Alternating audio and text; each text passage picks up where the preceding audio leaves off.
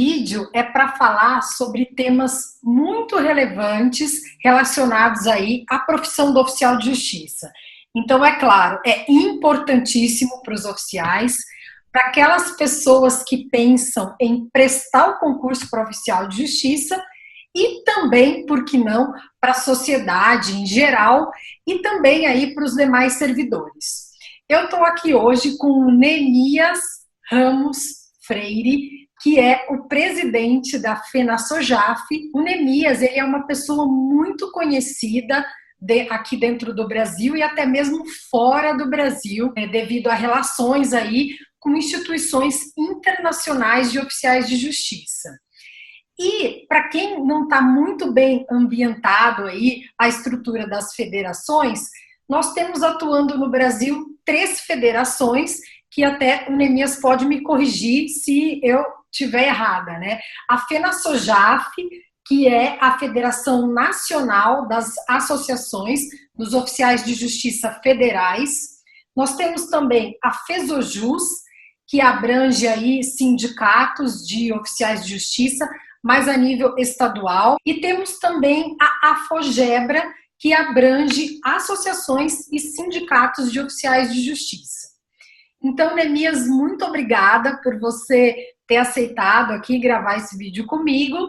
E nós vamos falar aqui de vários temas, eu vou te lançar várias perguntas, temas esses escolhidos pelos próprios oficiais de justiça. Obrigado, eu é que agradeço, Vanessa, pela oportunidade de conversar com os oficiais. A gente sempre está à disposição para falar sobre esses assuntos, né, que dizem respeito à nossa atividade. Então vamos lá, Neemias, eu já vou começar aqui falando sobre uma dúvida campeã dos oficiais de justiça, que eu lancei algumas enquetes, os oficiais me mandaram mensagens, e é o seguinte, eu queria saber, Neemias, de você, como presidente da FenaSoJafe, o que você vê no horizonte, o que você enxerga em relação ao futuro da profissão do oficial de justiça?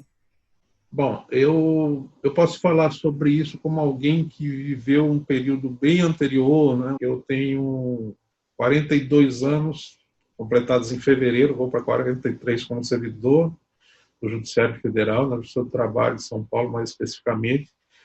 Desse período, um período inicial, eu fui servidor interno, e depois eu prestei concurso para oficial de justiça e já são mais ou menos 37 anos, acredito, 38, como oficial de justiça. E, evidentemente, que eu vivi essas transformações. Eu acredito que as maiores transformações tecnológicas que o mundo viu ocorreram nesse período, né? Sim. Nós vimos as novas tecnologias chegarem a todas as atividades profissionais e chegarem até com uma certa demora no judiciário, né? No Judiciário Federal, nos judiciários estaduais. Eu lembro que eu fazia um discurso na época que eu dizia assim, nós precisamos sair do tempo da máquina de escrever, nós ainda estamos na época da máquina de escrever, porque demorou um pouco mais do que em outras atividades. E eu, paralelamente, tenho outra atividade, sempre tive, eu sou jornalista também de formação, trabalhava à noite como jornalista. E Olha durante só! a justiça, no jornal Estado de São Paulo, trabalhei por quase 30 anos, agora não mais, nos últimos 4 anos, 5 anos estou fora. Mas eu vi essa transformação ocorrer, por exemplo, na imprensa, e eu não via isso acontecer no Poder Judiciário. E quando começaram as mudanças, e veio o PJE, e vieram as novas tecnologias, e isso já estava no horizonte. Então, como eu posso ver hoje? Esse tema é um tema internacional, né? Nós acompanhamos isso, porque nós somos vinculados à União Internacional dos Oficiais de Justiça, e eles também discutem os impactos das novas tecnologias, e isso tem a ver com como vai ser o oficial de justiça do futuro. Nós não sabemos, nós só podemos imaginar como vai ser, mas cada vez mais vai ser um profissional altamente qualificado, né, um profissional, um agente de inteligência, como alguns já querem chamar, né, que vai participar mais, né, da fase de execução processual, né, participar mais ativamente. Isso vai provavelmente redundar ou implicar na redução dos quadros, infelizmente. Esse é um aspecto ruim da tecnologia, né? nós vamos ter cada vez menos oportunidades de ter o mesmo número de oficiais fazendo o mesmo tipo de trabalho que nós temos hoje. Uhum. Isso é uma consequência que a tecnologia, infelizmente, traz. Ela reduz a necessidade do trabalho humano, mas ela não exclui a necessidade do trabalho humano. Então, o oficial de justiça com as novas tecnologias, ele será um profissional mais qualificado, mais proativo na execução, vamos dizer assim, atuando muito mais como um profissional de inteligência, saindo talvez menos à rua do que sai hoje, não é? Mas, em síntese, eu acredito que é isso. Será um profissional mais qualificado e menor número. Então, eu até já vou antecipar uma outra questão que eu ia deixar para depois, mas eu já vou trazer já que você entrou nessa discussão da tecnologia, né, Neemias? Porque é também um outro ponto que os oficiais me trouxeram, né, essa questão. Na verdade, como que você enxerga isso, a tecnologia, se ela você enxerga como uma aliada do oficial ou se você vê como uma ameaça? Porque eu já tive até a oportunidade de assistir alguns vídeos, algumas lives até, que você participou, e eu tive a impressão de que realmente você é uma pessoa de cabeça mais aberta, né? Que você vê até com bons olhos essa ideia da tecnologia. Mas diga se eu tive a impressão errada, né? Eu sou um entusiasta da tecnologia. Como eu te disse, a primeira palestra sobre tecnologia no nosso círculo de oficiais federais, no evento nacional, fui eu quem deu essa palestra. E aí, nesse momento, nós não tínhamos quase nada. E eu sempre advoguei a necessidade de usarmos da tecnologia em nosso favor. Sim. O problema é que, muitas vezes, o que está ocorrendo é que as administrações dos tribunais tentam usar a tecnologia de uma forma equivocada. E esses equívocos acontecem. Nós temos que usar a tecnologia como nossa aliada. Porque, queiramos ou não, ela existe. Ela está aí, ela vai existir sempre cada vez mais aprimorada. As evoluções tecnológicas são cada vez mais evidentes. Então, a gente tem que usar isso a nosso favor. O que eu acredito é que tem muitos colegas nossos hoje no Brasil, evidentemente que você falar de tecnologia para um colega que está trabalhando hoje, né, no interior do país, às vezes trabalhando, tendo que pegar uma canoa para atravessar um rio, para cumprir um mandado, ele vai dizer, não, isso não existe. Quando eu vou poder achar um executado ou achar um destinatário de uma ordem judicial através do WhatsApp ou através disso, isso está fora de cogitação. Só que, há alguns anos, ninguém acreditava que nós teríamos mais celulares no Brasil, mais números de WhatsApp do que a população, né? Nós temos hoje mais celulares, mais aparelhos celulares do que população no Brasil. O endereço residencial, hoje, ele deixou de ser o local de encontrar o indivíduo. Você encontra o indivíduo hoje na rede social, né? Você não encontra o indivíduo no endereço da casa dele, você encontra o indivíduo no WhatsApp, você encontra o indivíduo no e-mail. Esse é o novo endereço. Quando antes as pessoas se qualificavam como fulano de tal, casado, residente, a rua tal, número tal, hoje eles têm que se qualificar dizendo fulano de tal, residente, não, encontrado no e-mail tal, WhatsApp tal, porque essa que é a realidade que nós estamos vivendo. Mas eu acredito que a tecnologia ela tem que ser, sim, usada com inteligência em nosso favor. Infelizmente, não é o que ocorre. Eu não estou dizendo que os tribunais fazem isso corretamente. Eu tenho severas críticas à forma como isso é feito por alguns tribunais em vários casos, mas eu defendo, sim, que seja feito assim. Só para você ter uma ideia do que eu digo, no nosso tribunal aqui em São Paulo, que hoje já usa pesquisa patrimonial, os oficiais, tem grupos de oficial específico para fazer isso, porque eu também tenho restrições, acho que todos os oficiais poderiam fazer, mas existe um momento em que nós pedimos para ter acesso a uma rede chamada InfoSeg, que é uma rede pública de dados, como você já deve ter falado aqui, de dados para a segurança.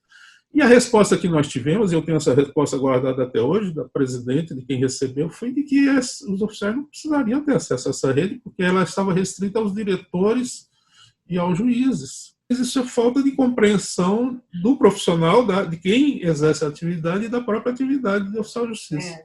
Então, Neemias, eu vou te falar uma coisa, viu? Tem pergunta aqui para frente sobre isso aí, mas agora eu Uhum. vou mudar um pouco o assunto, vou trocar totalmente.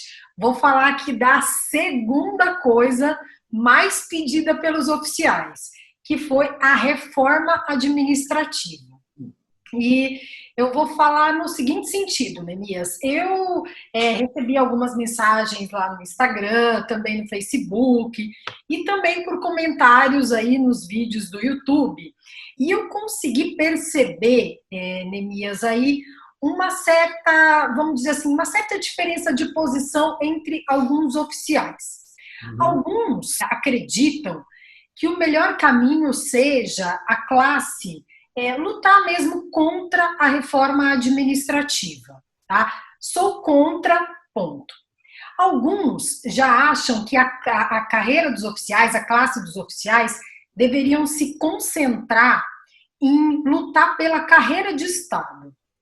E outros ainda disseram que o mais inteligente seria tentar estabelecer um diálogo sincero, aberto com a sociedade, pegando pontos específicos da PEC e mostrando o seguinte, que os agentes que têm os mais altos salários não estão aí dentro dessa PEC.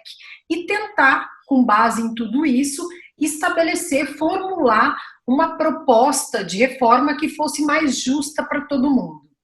Minha pergunta: qual é a estratégia da FenaSoJaf frente à reforma administrativa? Bom, a nossa estratégia é, neste momento, no momento em que existe a PEC 32, né, no Congresso, é trabalhar em conjunto com outras entidades para tentar fazer uma campanha para fora, para a população. Nós estamos aí num pool de entidades para fazer essa campanha. Essa campanha já foi contratada.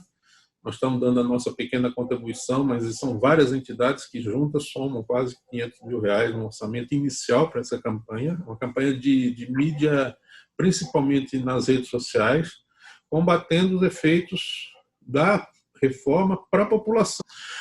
Com relação a internamente, a FenaSoJaf vai fazer uma campanha de conscientização dos próprios oficiais de justiça, mostrando que essa reforma, se aprovada como está, ela prejudica não só os futuros servidores, mas prejudica também os atuais. Ela torna a situação dos oficiais frágil, no sentido de possibilitar demissões, porque ela relativiza, ela flexibiliza pontos que são estruturantes na história dos servidores públicos no Brasil, que são o concurso público, a estabilidade e o regime jurídico único. Esses 3 pontos, se você pegar só esses 3 pontos, a reforma praticamente ela não diz que acaba com isso, mas ela flexibiliza de tal maneira que ela possibilita que isso aí deixe de existir na prática. Não é? E quando ela coloca, por exemplo, a estabilidade da forma como ela coloca, ela fragiliza, sim. Apesar de apontar a questão de que a estabilidade ela vai continuar apenas para as carreiras de Estado, isso seria um segundo momento, né? Um segundo momento onde se discutiria em outros projetos de lei quais seriam essas carreiras de Estado. E aí, evidentemente, nesse segundo momento, nós iremos brigar lá pelo o nosso papel no Estado, né? Porque o papel do oficial de justiça nós entendemos que é um papel exclusivo, é uma atividade exclusiva do Estado. Então, a nossa estratégia nesse momento é combater a reforma como um todo. Evidentemente que não queremos cometer o equívoco que os servidores cometeram na época da reforma da Previdência. Nós, FenaSoJaf, não fomos nessa onda, nós brigamos, sim, lá por emendas que pudessem, pelo menos, minorar os efeitos da transição e tudo, mas essa posição dos demais servidores, de certo modo, a posição do avestruz que enfia a cabeça na areia, né, para não ver o perigo, ela acabou prejudicando, né, porque poderíamos ter propostas de transição muito melhores. Mas a nossa avaliação é que a reforma, seja ou não para atingir quem quer que seja, ela é ruim como um todo. Não é à toa que carreiras que estão teoricamente fora da reforma, como juízes e procuradores, eles estão atuando contra a reforma. Uhum. Mas nós entendemos assim, que se passar a reforma do jeito que está, é um desastre total, porque dá força a movimentos que querem, inclusive, desjudicializar a atividade, né, do oficial de justiça, a atividade de execução, que querem abrir caminho para reduzir o Estado ao máximo. Nós temos sim que melhorar. Existe muita coisa no serviço público para ser melhorada, mas acreditamos que a proposta de reforma ela não melhora. Mias, seguinte, eu vou pegar aqui as outras questões top 5 aqui. Tá E bom? aqui eu vou juntar duas em uma só. Tá? Uma delas é a necessidade de que a sociedade conheça melhor o trabalho do oficial de justiça. E a outra é a questão da retirada de atribuições dos oficiais. Vou juntar essas duas. Então, o que acontece? As pessoas até que acompanham já meus vídeos aqui no canal sabem que uma das minhas grandes missões é fazer com que a profissão do oficial de justiça seja mais conhecida pela sociedade. Haja vista pela grande quantidade de perguntas que eu recebo aí dos cidadãos. E o que acontece? Quando a gente vê casos, por exemplo, de tribunais que querem retirar a atribuição de oficiais de justiça, muitas vezes fazendo com que isso precarize até a função do oficial, uma das estratégias dos colegas é justamente querer publicizar mais a profissão, querer justamente mostrar mais para a sociedade a importância do oficial, tudo que abrange o trabalho e tal. E eu acompanho, Neemias, muitas outras entidades, muitas outras carreiras nas mídias sociais. E eu vejo como elas trabalham, elas têm um trabalho forte. Então, por exemplo, se a gente pega a Defensoria, a G1 e outras carreiras, elas têm um trabalho muito forte de mídia, está toda hora mostrando os feitos que foram alcançados, ou até mesmo tribunais, a produtividade e tal. Só que quando eu paro para pensar na questão do oficial, eu vejo que não é tão organizado em termos de mídia. Você também tem essa impressão, Neemias? Você acha que falta um trabalho um pouquinho mais forte de mídia para mostrar mesmo para a sociedade tudo que envolve o trabalho do oficial? Eu tenho essa percepção. Eu acredito que você, por exemplo, faz um excelente trabalho de divulgação, né? E nós precisaríamos ter várias Vanessas para poder fazer esse trabalho, né, se multiplicar nas redes sociais, porque hoje as redes sociais elas cumprem um papel importante de divulgação. Muita gente se informa pelas redes sociais. E eu acredito que é um papel nosso fazer essa divulgação. As pessoas, em grande parte, nós já tentamos várias vezes, com poucos recursos que temos, infelizmente as nossas entidades associativas, mesmo sindicais, mesmo a federação, tem poucos recursos, né, para botar essa coisa para frente, mas vira e mexe passa uma coisa, sai uma matéria na grande mídia, né? Recentemente saiu uma, recentemente foi mencionado o caso dos oficiais na colunista da Folha de São Paulo, oficiais morrendo pela Covid. Quer dizer, são coisas que passam às vezes e conseguimos colocar na grande mídia uma matéria falando como é que o oficial de justiça trabalha, as dificuldades do oficial de justiça. Pra você ter uma ideia, o ano passado, quando houve a reforma da Previdência, nós passamos alguns meses no Congresso, Câmara e depois Senado, falando com parlamentares, e a maioria deles falaram para nós assim, a maioria falou para nós, olha, vocês me fizeram conhecer o que são os oficiais de justiça, eu não sabia que era assim. Quer dizer, nós precisamos fazer isso a cada legislatura, inclusive, a cada nova legislatura, fazer um trabalho de mostrar para os próprios parlamentares que fazem as leis como é o trabalho do oficial de justiça. Quer dizer, isso tem sido feito nos últimos anos, na verdade, mas ainda é pouco diante do tamanho da necessidade que nós temos. Nós temos cerca de 6.500 oficiais de justiça federais, cerca de 35 mil oficiais estaduais. Para você ter uma ideia, nessa gestão nossa, nos últimos 3 anos, nós conseguimos uma aproximação maior, porque já tínhamos iniciado em outras gestões na FENASOJAF com os colegas estaduais, para desenvolvermos atividades comuns naquilo que que é de interesse de todos, né? E fazer essa divulgação de uma maneira mais conjunta. E precisamos ampliar esses laços e chegar mesmo à população. Precisamos agir com mais inteligência em relação a essa comunicação que eu vejo ainda engateando. Para você ter uma ideia, quando nós assumimos a FENASFOJAF há 3 anos, nós não tínhamos notícias no site da FENASFOJAF diárias. Hoje nós temos pelo menos 2 a 3 notícias diárias no site. Eu fiz questão disso, isso. Você deve acompanhar, outras pessoas acompanham, né? Você é um exemplo disso aqui. Tem o nosso colega Dino, que tem um site também chamado Infojus, que é lá de Brasília.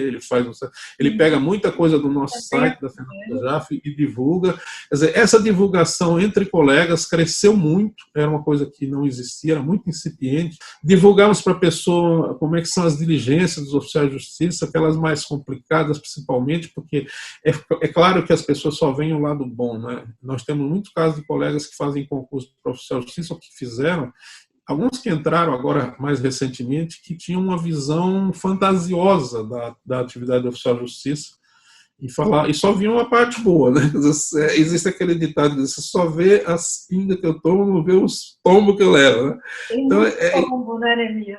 Ou seja, as pessoas tendem a ver só o lado maravilhoso. O oficial pode fazer o seu próprio horário, não tem horário, pode trabalhar a hora que quiser, o dia que quiser, e não é bem assim. Aí, quando você vai ver, você tem que realmente enfrentar algumas paradas duríssimas, porque senão você não consegue executar o seu trabalho.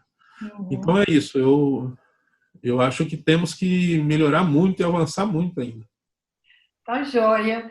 Neemias, então é isso. Eu vou parando por aqui, porque essa galera do YouTube, ela é terrível, sabe? Que se a gente coloca vídeo longo, eles começam a reclamar, sabe? O pessoal é danado, mas obrigada, Neemias, adorei. Mas eu fico à disposição para outros assuntos que você queira tocar, esses assuntos que atormentam os colegas.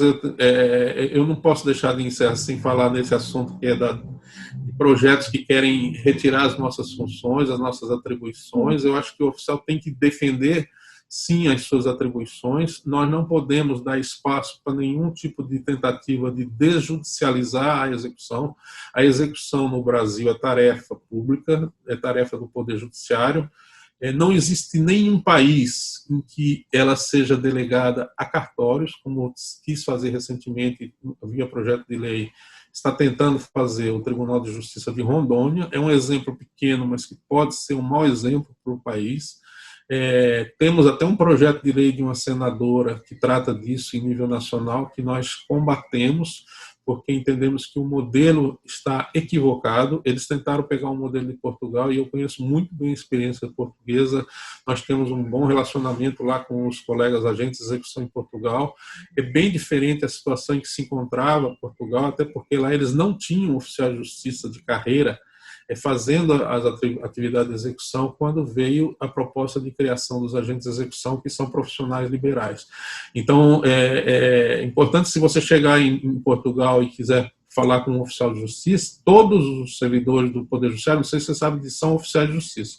Essa é a designação genérica de um servidor da justiça em Portugal. Todos têm essa denominação. Todos se chamam oficiais de justiça. Então, lá não existia, o processo ia para a fase de execução, ficava aguardando um colega que quisesse fazer aquilo. E, evidentemente, que como ninguém não tinha incentivo para a carreira, não tinha carreira específica, não tinha cargo específico, houve um acúmulo na execução tão exagerado que acabou provocando esse problema lá em Portugal. E os solicitadores, que é uma carreira que não existe no Brasil, é uma carreira, na verdade, regulamentada pelo Estado, mas eles exercem uma profissão que seria alguma coisa como os despachantes aqui no Brasil, mas nem é exatamente isso. Os solicitadores se ofereceram para fazer o papel de agentes de execução, e o governo criou essa figura.